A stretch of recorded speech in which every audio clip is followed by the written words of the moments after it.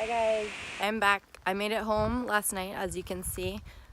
Still in Gotland. Today I went out exploring with my couch surfing host, so that was cool. I didn't have to worry about driving today, which was nice relief. First we went to a place called Hogklint Naturreservat, which is a nature reserve, and it's basically these cliffs right along the beach. So this really beautiful area. It kind of reminded me of the West Coast actually, and the Northwest. Just these beautiful tall cliffs right along the water, rocky beaches below, and you can actually do rock climbing there. I saw some rock climbing shoes and helmets out, so some people were getting ready to climb there. Maybe next time I can check it out. But anyways, that was really cool to check out. I love seeing those really scenic, pretty areas, and I've been seeing a lot of cities lately, so this has been a nice change of pace. So we walked around there first, and then afterwards we went into town, into Visby. And that was really cool to see as well. It's kind of a mix of old and new. So within the city, there's this wall that's from like 13th, 14th century. And there's all these ruins inside, a lot of old churches. There were, I think, 12 churches at some point from way back when, and the ruins are still there. So that was really awesome to see. It's actually a UNESCO World Heritage Site, which I didn't even realize. So that was really neat checking that out. And then, of course, it's also like a cute little town. They have their old town main square that reminded me of the old town in Stockholm, except a smaller version. And then we actually stopped and had lunch there, which was really nice. So that was a good mix of the day, seeing the beautiful nature and then a little bit of the town. So a productive day, and soon we're gonna have dinner again. But now that you're caught up on what I've done today, let me fill you in on other stuff that I've learned along the way in Sweden. And actually, before I get there, I tried a few things last night for dinner. We had a barbecue, which was really good. Grilled some veggies, but one of the neighbors came over and actually made mutton sausage, which was really good. So made from sheep, and that was new to me. We also had something called celery root. So it actually looks kind of like, trying to think of the word. I thought it looked like eggplant at first, but or squash, something like that. But it's called celery root. It actually has this faint flavor of celery, but I'd never had that before. It was good. And then we also had for dessert a rhubarb pie, which was also new for me to try, but delicious. So rhubarb's actually sour, and then it had this doughy, delicious crust on top. So that was really good. And then let's see, what else have I learned? So I've been learning a little bit about the taxes in Sweden.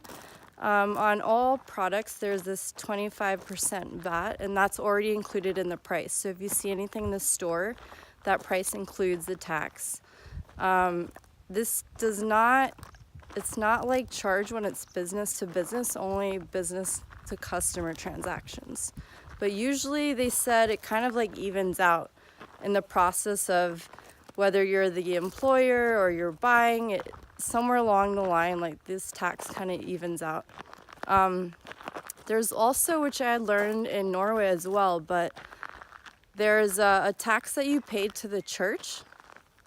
So everyone pays this tax regardless of if you're religious or not. And if you decide to denounce your religion, you no longer have to pay this tax. So sometimes people will do that if they're not really religious because they don't want to bother paying the tax. So that's an option. There's also less taxes.